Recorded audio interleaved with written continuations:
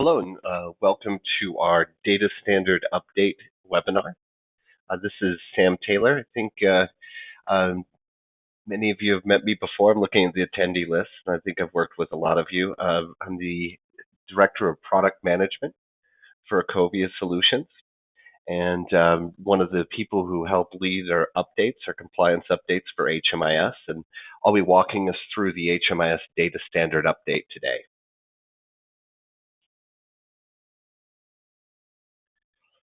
Now, first of all, I want to give an overview. This is going to be very, very high level of what's included in the data standard update, and then we're going to spend the rest of the presentation getting into the details. So I find it very helpful, and some of you have spoken with us about this. I find it very helpful to think of this data standard update in two distinct parts. The first part is a compliance update that's been pretty common for us to do. And then for those of you who've been a client track user for a while, you're familiar with these updates. Some of you have been with us since 2014, and it looks like we've got, I apologize, looks like we got a hand raised. Just one moment.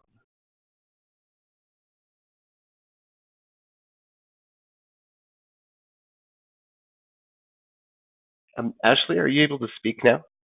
Looks like your hand was raised. Hello?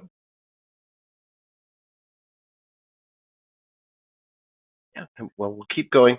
If you do have any questions or anything, please add those to the questions. There should be a question panel, and go ahead and add those in. We'll be fielding those and looking at them as we go through.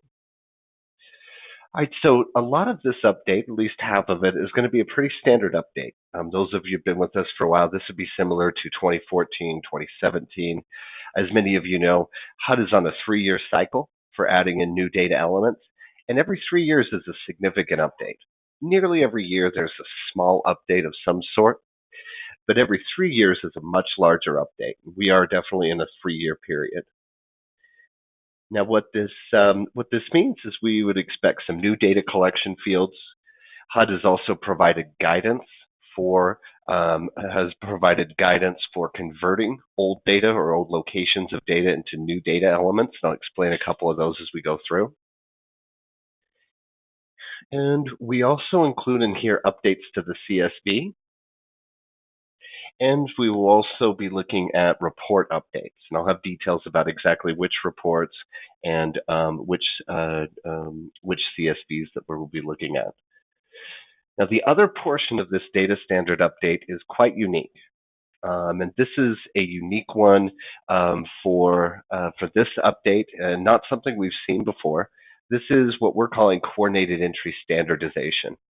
Now, what it amounts to in the data dictionary is 2 elements that are required for coordinated entry. And I'll go into details a little bit about those elements. But what becomes a little more challenging is you can't just ask a single question or a couple of questions out of nowhere. There's a whole process for coordinated entry. So we'll go into details about what we're working towards for our coordinated entry framework and these new standard elements. We're going to talk about those today. But then we'll also talk about what happens between now and 4/1 of 2020, which is a requirement for you all to actually be collecting that data. All right, looks like we've got a couple of questions. I think we'll have an appropriate time to be looking at these. And then just a heads up, yes, we will be able to share the slides for anybody that's interested. There's also a video that will be shared, so this is recorded. We'll make sure that everybody's registered gets a copy.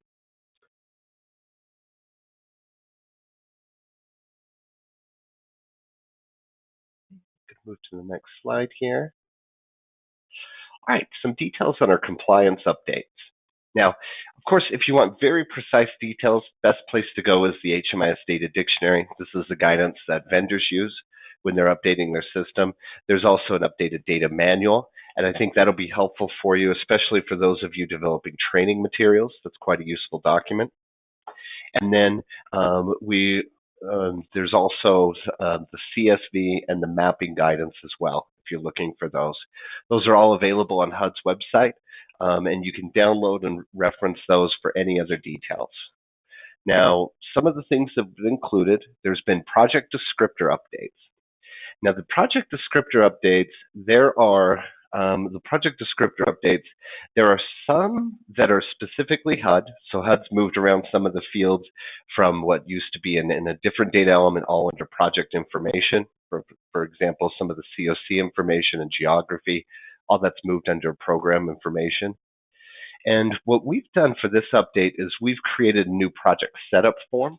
I think that not only will it apply to the new 2020 standards, but you're going to find some efficiencies there are going to definitely improve the experience and reduce the amount of screens you got to go through to work through your project setup. There's also some program-specific data collection changes. So, for example, the VA grant per diem funding source is now required to collect employment status and VAMC station number. And there's quite a few little changes like that. I'd say roughly about a dozen or so of those. Now, in the release notes released to you as we released this update to your training environment, we'll detail all of those. It's probably helpful for you to understand now that there will be some updates to data collection, and a lot of that will be amount to updated client track workflows and updated forms to expose certain fields or certain forms when you're doing entry or exit or any other data collection point.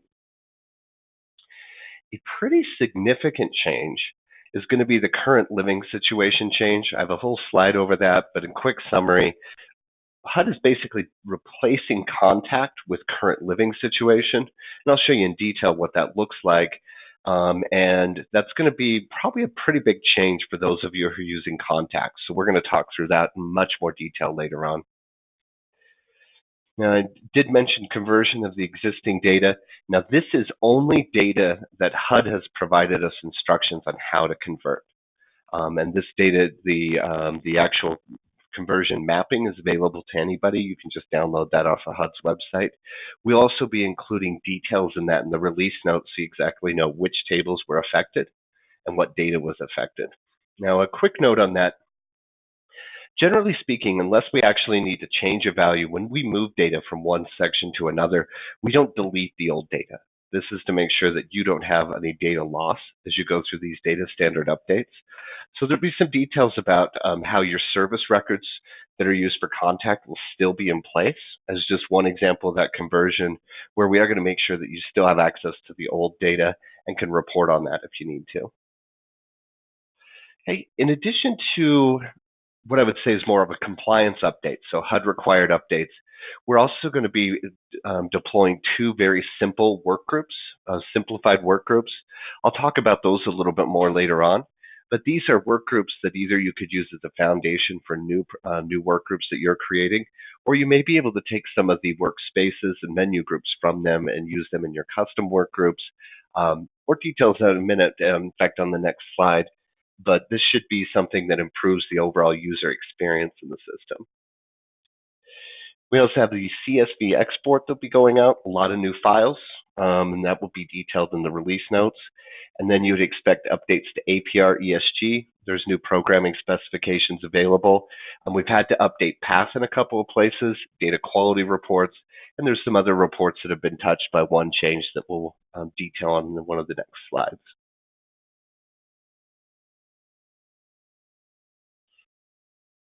Now, for the new HMIS workgroups, just talk about those very quickly. These are workgroups that we've configured. There are two of them, HMIS user, HMIS admin.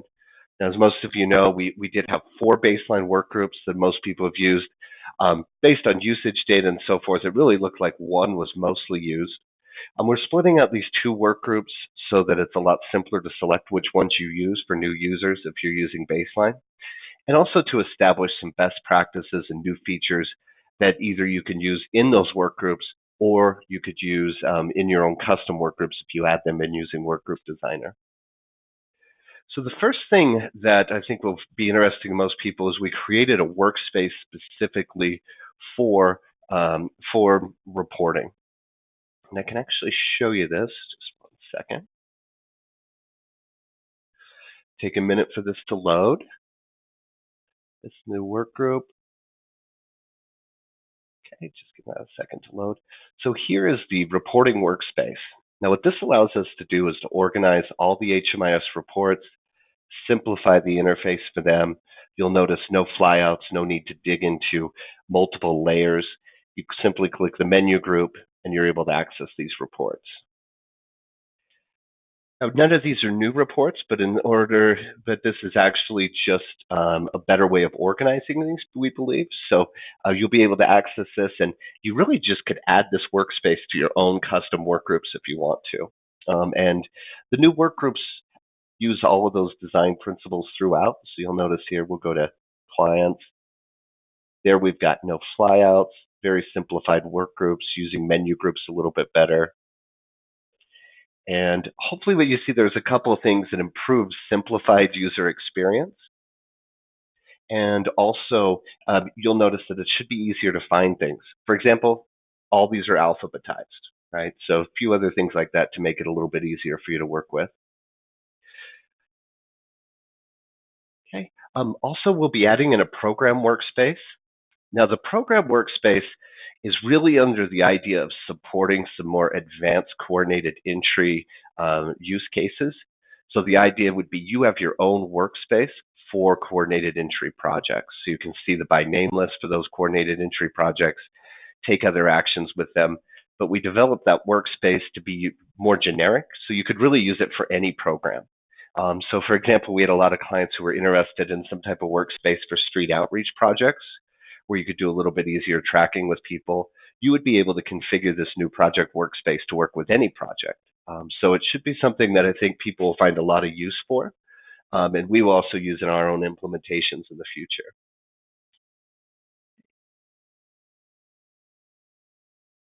Now, we also have project descriptor updates. Now, this is first of all driven by HUD and HUD's requirements for changes. But anytime we go in and we change a form for compliance, we want to try and improve it. So one of the things that we did is we took the project information element in HUD's standards, and we tried to put everything on the same form. So your new project setup form will have geography, it'll have funding sources all on the same form. So you don't have to navigate to different forms to add those in. I know that's always bothered me when I do program setup, so I imagine it bothered you as well. So a little improvement there, it consolidates all that action.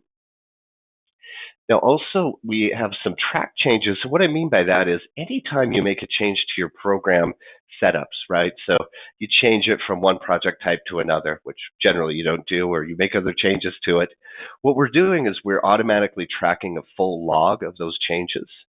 One thing that we found is sometimes there would be questions about why data wasn't collected for a particular client who was enrolled in the past. And without a full audit log, it was hard to know exactly what the program's attributes were at a particular point in time. So I think that you'll find that the audit information is very helpful if you need to go back in the future and see what has changed about a program and see who made the change, when they made it. It should make it a lot easier if you have to track down questions about why a program looks the way it does. We also have added in some new service code mappings. So this is away from the project information form. The new service code mappings, including the V2 updates for SSVF RR services. I think a couple people in attendance have sent questions about those, where currently the guidance is you select other and put a little RR in the other. We will definitely be supporting the full mapping for those service codes.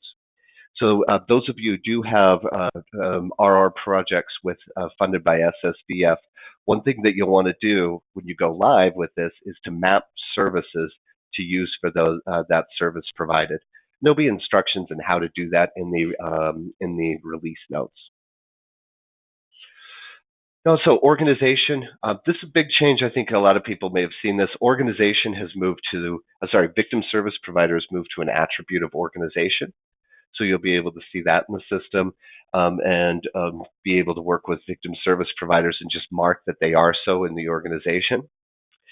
And then another thing that we've done is kind of brought together bed unit, in other words, inventory information with the project a little bit closer. So in the past, if you had used ClientTrack's Housing Designer, there were some ways we could default data a little bit from the housing and from the unit and the bed information to your inventory. We did some changes in the back end and the data that will make those almost identical. So those of you who are using the Housing Designer, when you want to update your inventory, as long as your Housing Designer rooms and units are, units and beds are up to date, you just go to a form and click Update Inventory, and it will default all that data in there and you can save it. Now, those of you who don't use the Housing Designer, you don't need to move to using it. You can still use inventory as much as possible. As you currently do, but this should be something that will make it a lot easier for folks that are using the Housing Designer. All right, current living situation. So this replaces Contact. And those of you who've been using Contact in the past, you know that we've used the service record for that. The new additions really make it almost impossible to use a service record for it. Now, we have implemented this so that the form, and you'll see a little button down at the bed, Record Contact. If you select that, you will be able to record a service record as well as this new current living situation element. That's for those of you who might have reporting where you're relying on services for reporting on contacts. Another quick note about this is HUD has provided mapping guidance, so we will be converting your service data into the new living situation data.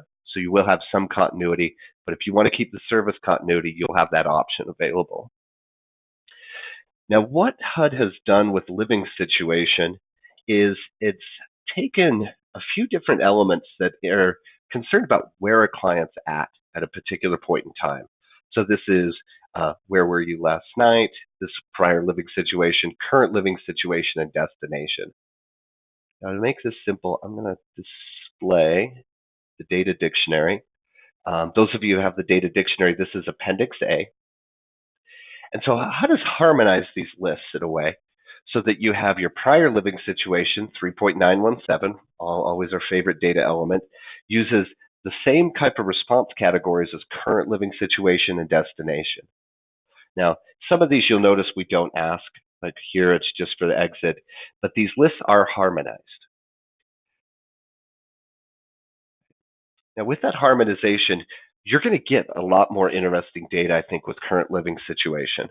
And also, I see a really big benefit of this harmonization of the list is that we are going to be able to do additional reporting, some really exciting reporting, I think, where we're able to trace where a person has been at these different points, right? Prior, current, and destination. So there will be a lot of good data, even though it may be hard to get used to. All right. Let's see. Let's make sure that we've covered everything there. Oh, in the screenshot that I've included there, this living situation has a few additional questions. Many of them just have the question, where are you currently? But then some have some dependent ones. Now, a quick note on this current living situation. We did build this form so that it could be used as a sub-render on other forms. So if you currently have some custom contact form that you really like using, I think one of the questions that you might look at is, can we sub-render this new living situation from from Ecovia on that form so that you don't have to create multiple screens, you don't have to collect redundant data, you can consolidate those. So definitely something to keep aware of, that this was designed to be used as a sub-render. Oh, a quick question. How would the living situation work with the APR that uses contact service for purpose of the APR? The new APR ESG programming instructions help with that. So those will be accounted for in the updated APR ESG. Now, the current living situation form, it's not an entry, exit, or during. This really can be recorded anywhere. So you'll expect to see this in the data collection workflows, but the form is also independent. So you have a button that actually says current living situation. Click on that and you can record it. You do have to record it related to an enrollment. You'll see enrollment at the top there, but it's really at any time that you interact with the client that you're going to want to record that occurrence. Okay, now a couple updates on enrollments. So I wanted to highlight here, we're going to make some updates on the enrollment search screen to improve the way that we see this. So what you're seeing right here is a kind of a card representation where we have some summary about the enrollment itself, and then all the household members that are part of enrollment would be listed off to the side to the right. We're hoping this new enrollment form will make it easier to see enrollments and especially to see who's in the cases. And this includes a little more data than our current enrollment search form. You won't have to do anything with this other than you make sure you're using the baseline enrollment search form in your work groups, and then you'll be using that. We have made some other improvements as well, so it's a little bit easier to go in and edit enrollments, a little bit easier to see the exit data. I know that when you're working with households was down into a loop. That's been resolved. And then we've also created a quick household enrollment. Now, one of the things that you'll see with our triage assessment, this is part of our coordinated entry release for 10.1. Our triage assessment, it's a workflow, but it's designed to be very, very fast. It doesn't have a lot of requirements. The workflow itself is just 3 steps, very simple. And this is under the idea that you should be able to add a client as quickly as possible. This includes a quick add new. This also includes a form that consolidates creation of the family and the household into a single screen. Now, this enrollment form may be useful in other areas of the application as well for you. So just be aware of that enrollment, that improvement to the enrollment. But what it does is it basically treats the family records, household records the same when you create them. It's going to create both, but it's going to do it all on one screen. Okay, let's see here. Oh, so there was a question of, will past projects be able to keep services? And this is in relation to the current living situation. Yeah, we're not going to remove any of the service data. We're going to create some living situation data based on that, according to HUD's mapping instructions, but we're going to keep all the service data, and that form will still allow you to record those services. Now, the past report itself will probably have some updates later on this year as we get programming specifications for it that will resolve it for the past report itself, but I noticed you're using the service summary. Yeah, so what you'll want to do there is be sure that your team is still recording services, and then just know we won't be removing that service data that's for the contacts. And if you have any further questions on that, that might be a good one for an in-depth issue ticket, to submit those issue tickets for us. Okay, great. We'll move to our next one. So some reporting updates. ESG APR updated specifications are released. We won't be getting system performance measures or LSA reporting specifications updates until later this year. Okay, so just a heads up, those won't come immediately, and so you may see some differences in those reports for the short period. We do expect those, I think, in October or November, so it shouldn't be very long before we get those. The CSVs have been updated, and a couple of notes. One, if you have any exchange partners that are using the CSV, you want to make sure that you think about how this might affect them. Now, the release notes will detail exactly what the new files are, and then the CSV specifications from HUD would be able to detail all the changes for you. But those of you who are exchanging data, there may be a period of time where other partners that you're exchanging data with don't support the newest standard. Okay? And so it's something to be aware of. You might need to do some additional planning.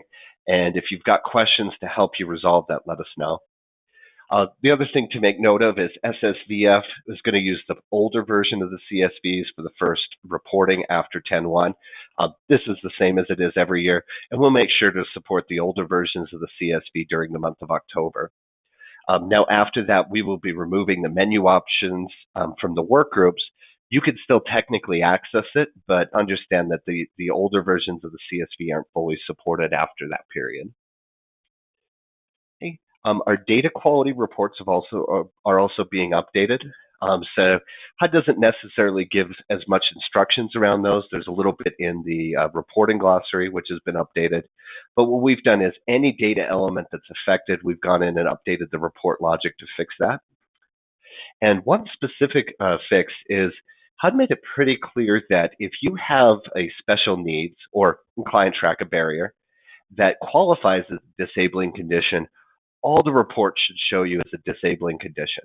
They should show it as yes, regardless of how disabling condition was answered. As you know, we try and prevent that inconsistency on the front end. We do some validation. But if you have custom forms, if you have imported data, sometimes you have a client that's marked as disabling condition no, but they have a special need that should qualify them. From now on, all the reports should show that person as having a disabling condition. And this would be good in case you have some of that older data, or maybe you have a form that doesn't do the validation, a custom form that doesn't do the validation with disabling condition. However, one thing I would suggest is if you do have inconsistencies with disabling condition and the barriers, it's something worth reaching out to and something that we would probably help you resolve. And if you have new data that's continuing to have that problem, we would definitely want to help you identify where that data is being collected and how we can add in some validation there to prevent that issue. It wouldn't show up on your HUD reports, but it's definitely a consistency issue you'd want to address. Okay.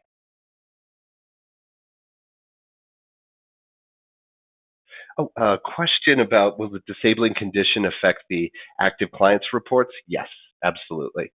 Yeah, what we did is we basically looked at all of our reports that have disabling condition and made sure that they used those barriers that qualify as yes.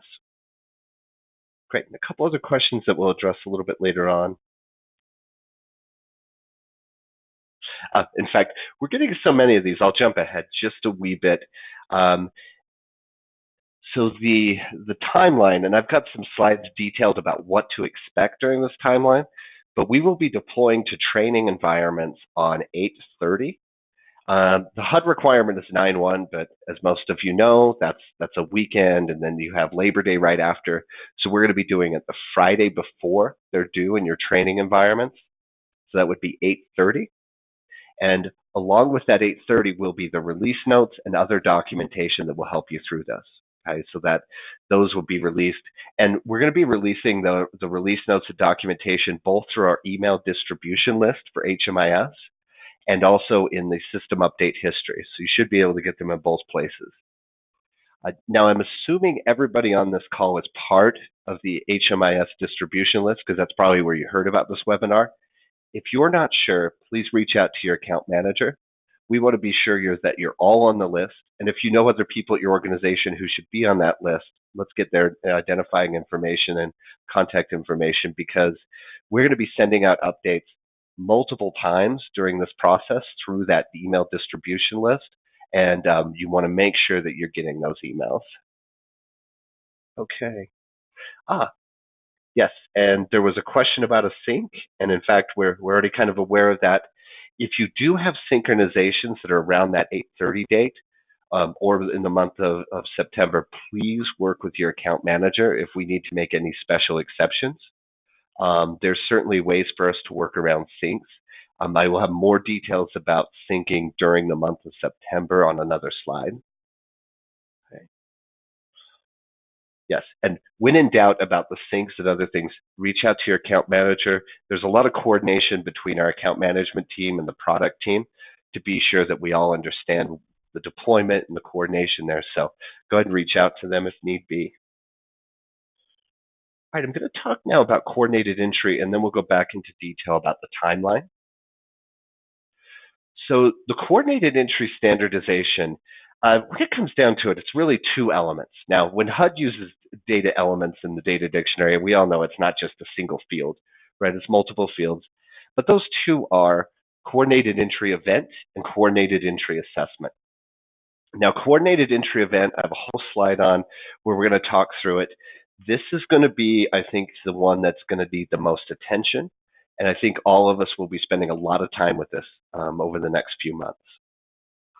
We also have the coordinated assessment. Now, the coordinated assessment is really designed for any assessment you use, either it be crisis needs or housing needs, to be able to fit in that format for exchange. Now, what I mean by exchange is HUD has a CSV, and that CSV will allow us to put questions and answers in there to export.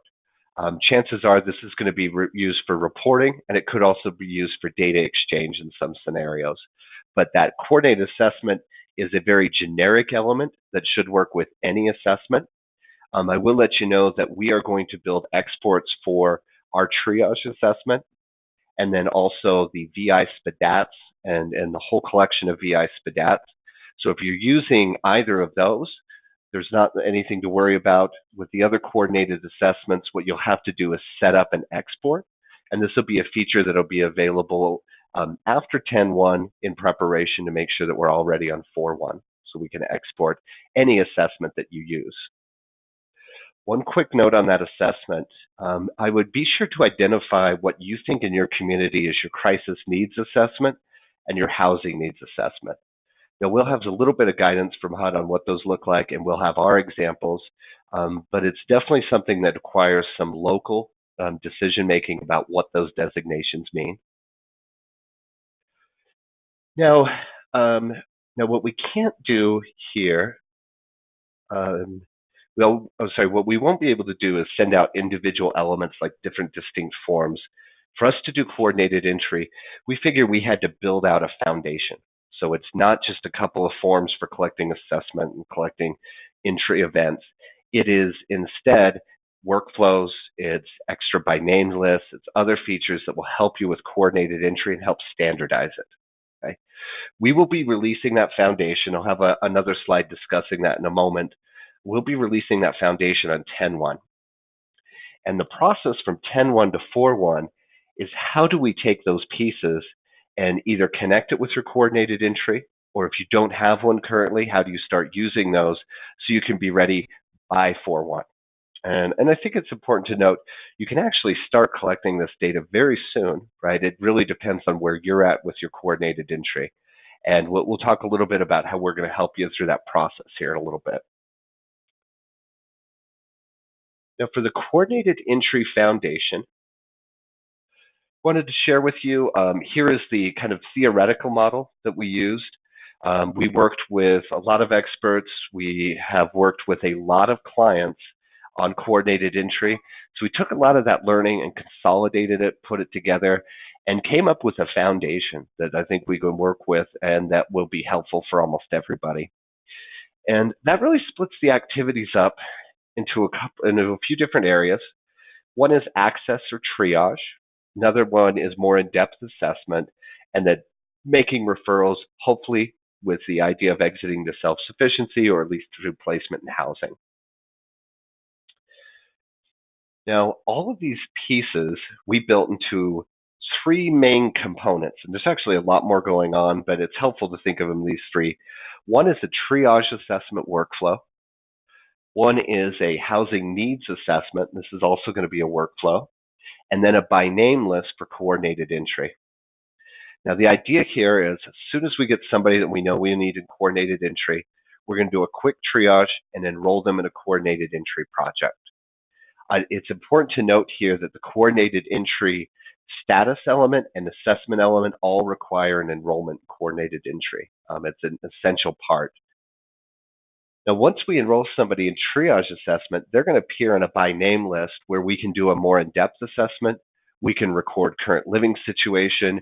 We can access housing referrals through Client Tracks eligibility. We can access other types of referrals also through an eligibility and some other features as well. Now, the by name list is built under the idea that you might have a slightly different perspective on how you're using that. So it will be something that you could either use out of the box or you could copy and customize. And you should see a lot of features in there that will be useful from copying and customizing that by name list.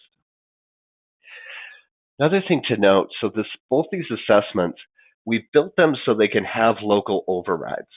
Okay? So the triage assessment has a step where we do literally a triage assessment has a few questions.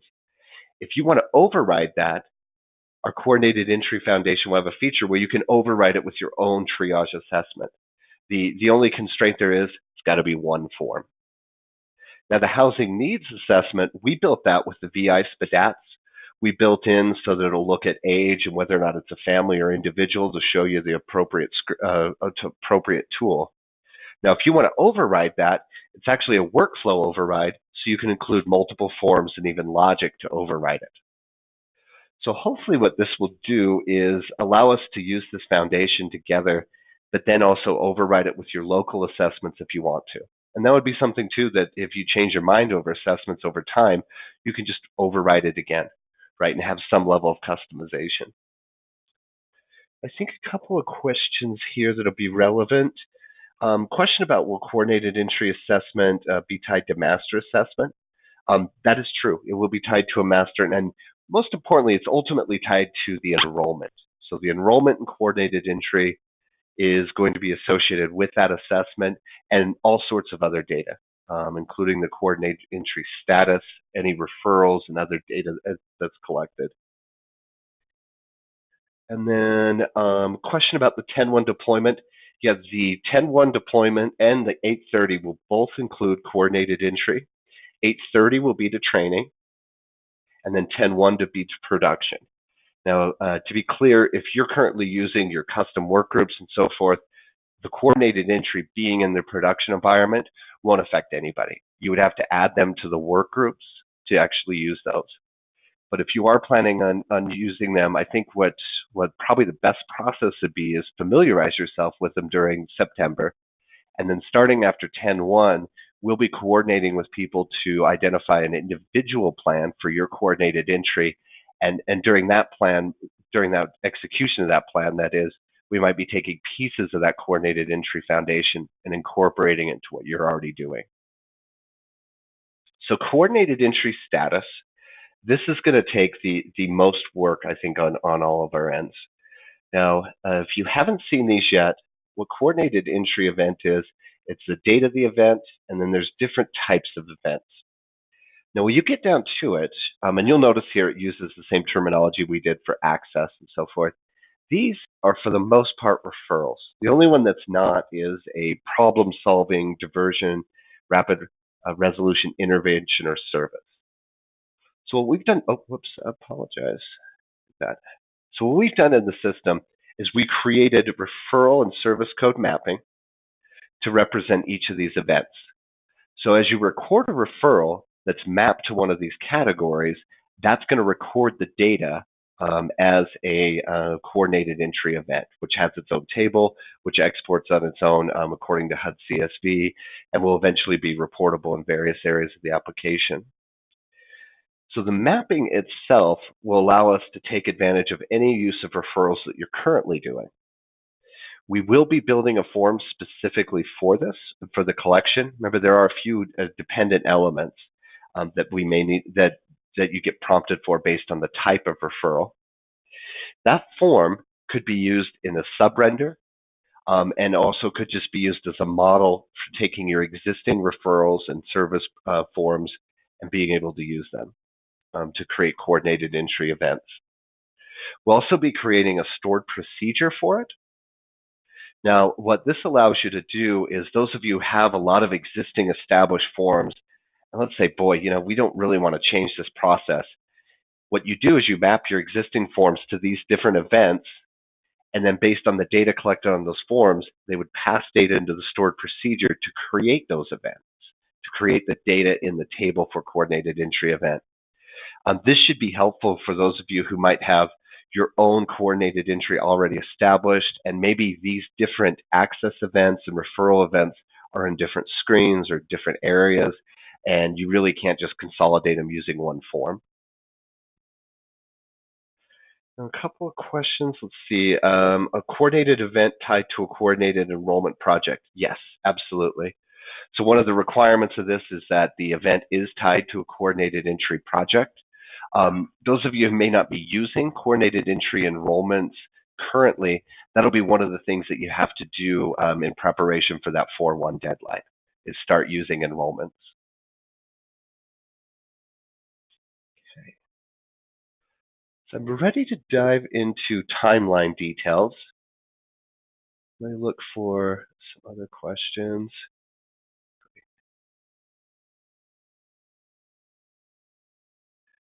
Okay, so 8:30 we'll be deploying to training environments.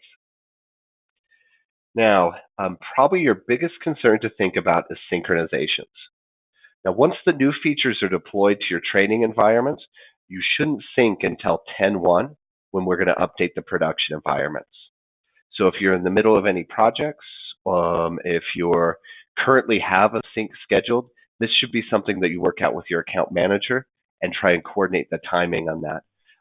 There's very specific reasons for not doing that. Once we apply an update to training, if you sync to production, you're going to have forms that don't have tables in production, other things like that. You'll run into errors. Your account managers are going to have a detailed information about this to share with you. And if you do think you're running into a situation where that's going to cause a problem, please reach out. There's going to be ways we can work around it. Now, in the release notes, I encourage you to pay close attention to the living situation details. We talked a bit about it here today, but I think that's definitely one with the data conversion, how it affects services and that. I think a lot of us will have a special attention to that. So please look for that section. I would highlight that for you. There will also be some crosswalk mappings that may need to happen. So if you've not done these updates for us before, there are drop downs in the system where you can customize it. But if you do, you want to make sure that you're mapping them.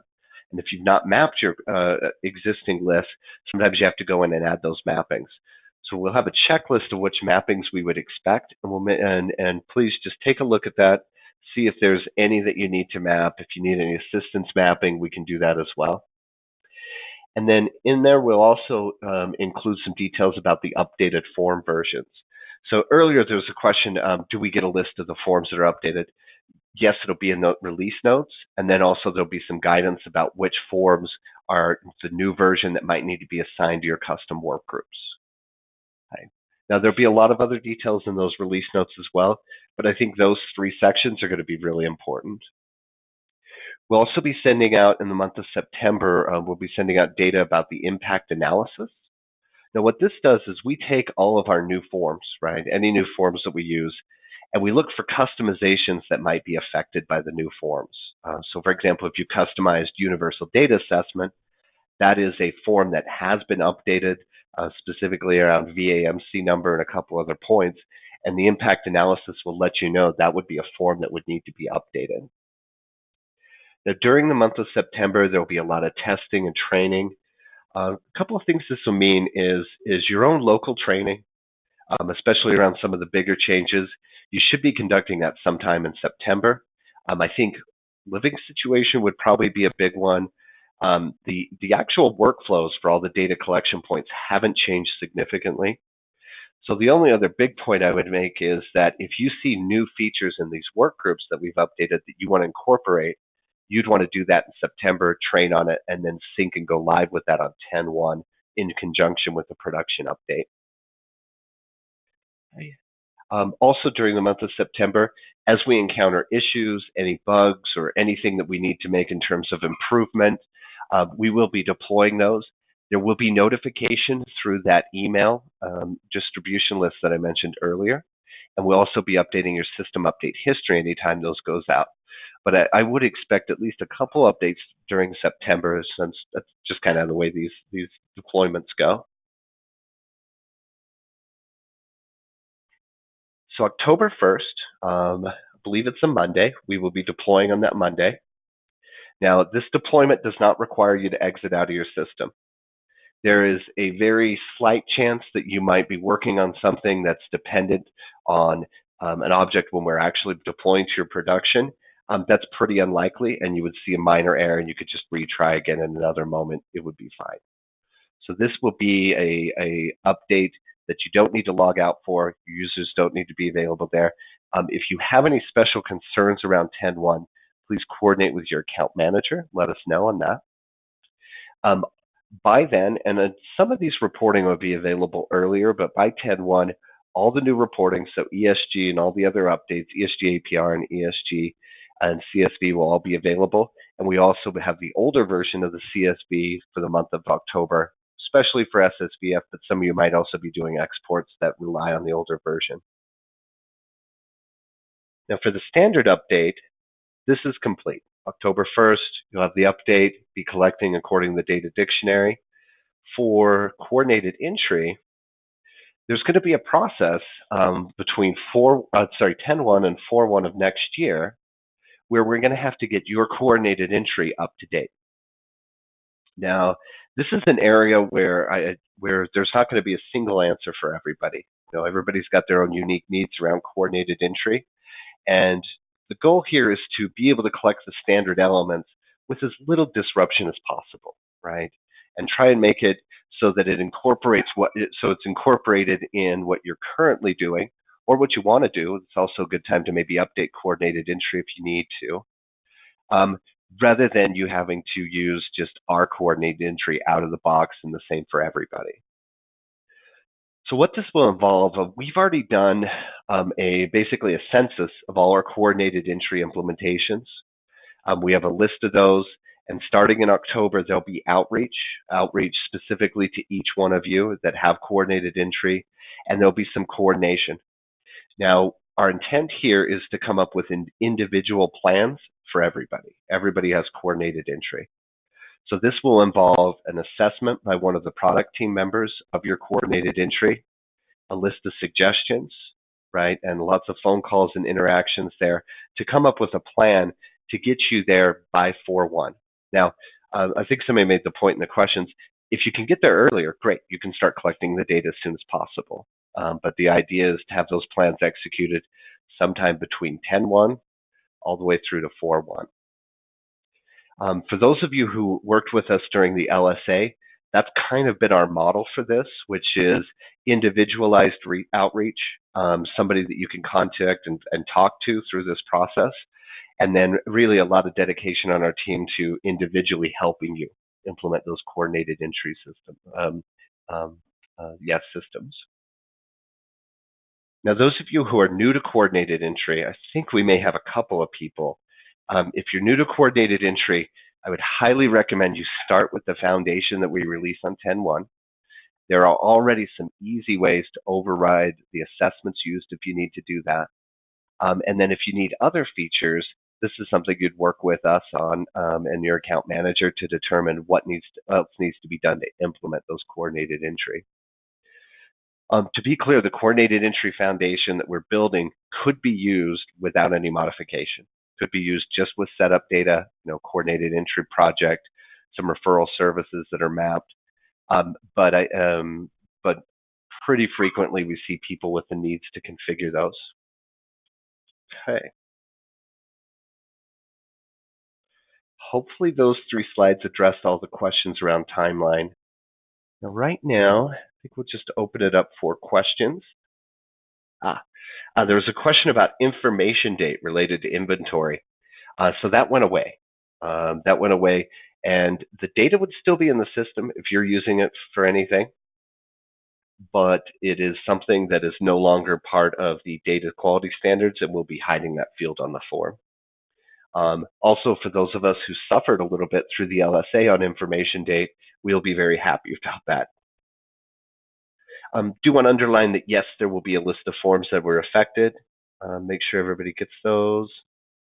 So coordinated event, yes, a coordinated entry event does need to be tied to an enrollment project. And I'd say that's one of the first things as you're thinking about, what does this mean to incorporate the new standardization for coordinated entry?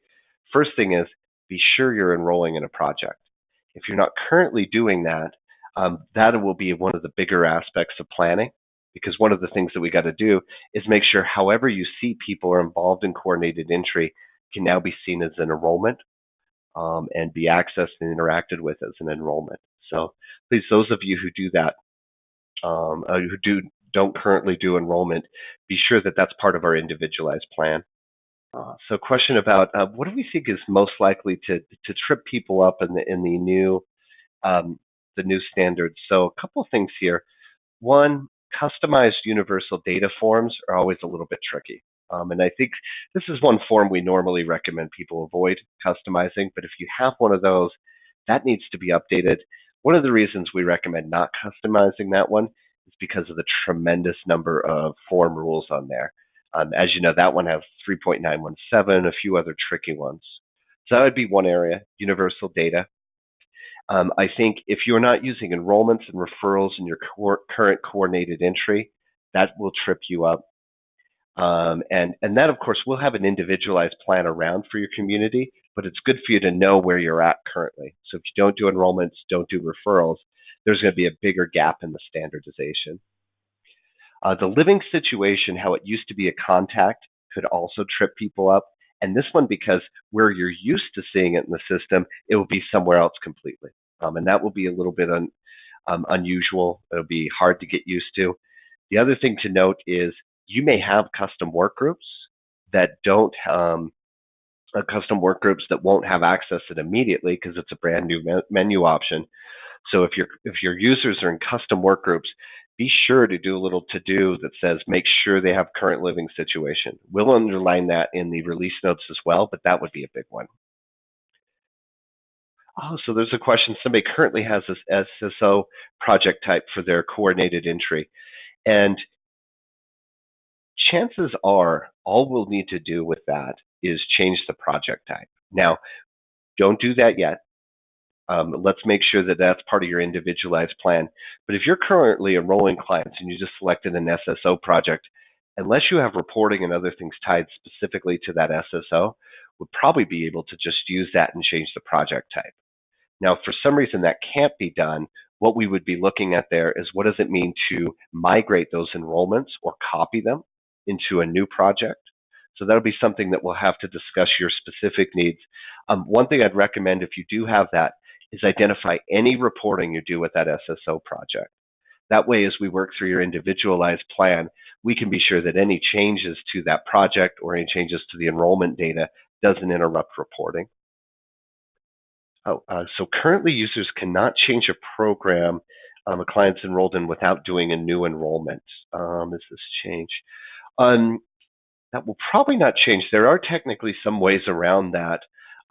We tend to, one of the reasons that we hid that is we did find that there was a lot of mistakes being made where people, instead of exiting clients, were instead just changing the program they're enrolled in and extending the dates or other methods like that, which ended up losing a lot of data.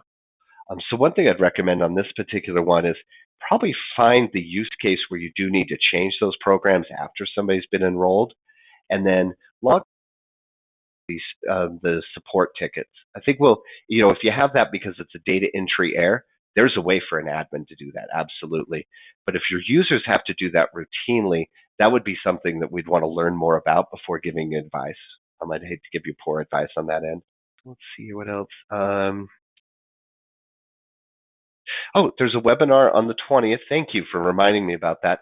The webinar on the 20th is about ClientTrack's new UI and availability in that and what it means to upgrade. And I'll just pull this up real quick. So I think you probably saw this as I was interacting in the system. You probably said, hold on, that doesn't exactly look like our updates. So this is the new UI. And we've notified a lot of people about this, and you may or may not have seen it, but this is hopefully an improvement in a lot of ways of interacting with the system. We're going to be detailing that in the webinar on the 20th. If you're not part of that yet, please register for it. And if you can't attend, register anyway. You still get the video and the video links for it and other details. This will be an update that will be available. In fact, it's currently available. It'd be a process of updating your training environment and ultimately updating your production. But it's something we're pretty excited about, and we've gotten a lot of great feedback on the new interface.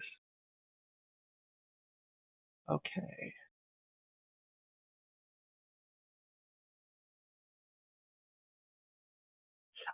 So there is some clarification about the changing of programs about program merges or grant merges, and then that might require it. We absolutely have a way to do that won't affect data. So if you do have a scenario where there is a grant merge, we have some guidance that we follow through that. We have a process for it that will make sure you protect 100% of your data. You do not, when we deploy to the HMIS updates, if you're on client track 15 or 18, you will not experience any changes on the new UI. The new UI updates, that's an upgrade process that's organized individually for you. That is individually with you, with your account manager. You don't need to update your new UI for the HMIS updates. So yeah, please, just in terms of clarification, they're two independent things. They just happen to be releasing around the same time. And well, it looks like we've answered all of those. Well, thank you for your time, and please reach out if there's any follow-up. Take care.